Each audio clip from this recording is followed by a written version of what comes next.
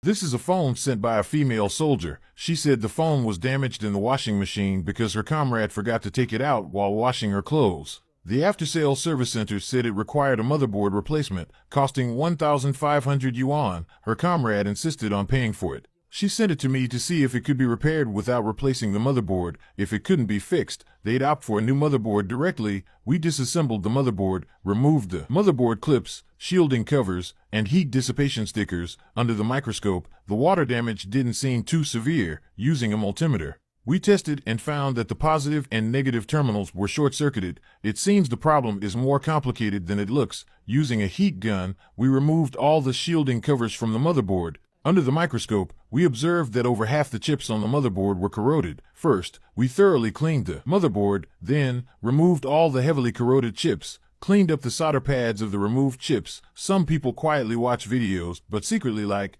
comment, share, repost, and follow. These people are truly adorable. Alright, we tested again, found the battery's positive terminal was no longer short-circuited. Since the charging IC had also been removed, we bypassed the charging IC to measure if the second power supply terminal was normal. Testing showed the second terminal was still short-circuited. Next, we removed the charging inductor, then soldered a small piece of solder wire directly to the second terminal, supplied power directly to the second terminal using the power meter. Used touch to locate the heat source, found it heating up around this area. Using rosin, we whitened the heated area, supplied power again. It turned out the flashlight IC had burned out. We removed it. Retested using the power meter, but the motherboard still had a leakage issue. We repeated the process of sensing heat sources by touch, applied rosin to the heated area, used the power meter again, found that the NFC power supply chip was burnt. We removed it, tested once more using the power meter, and finally, the motherboard had no leakage.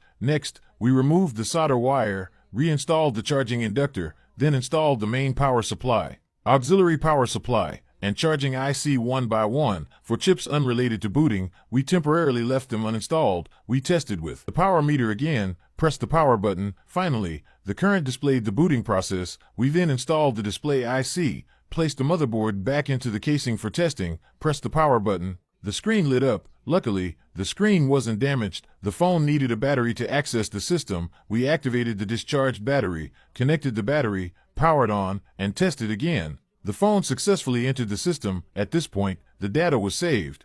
We continued by removing the motherboard again, replaced all the burnt chips with new ones, and installed them back, reinstalled the motherboard into the casing, along with the camera and all other components, powered on, and performed a full functionality test. Everything worked perfectly. Finally, we soldered the shielding covers back, reassembled all the components into the casing. The phone is finally repaired.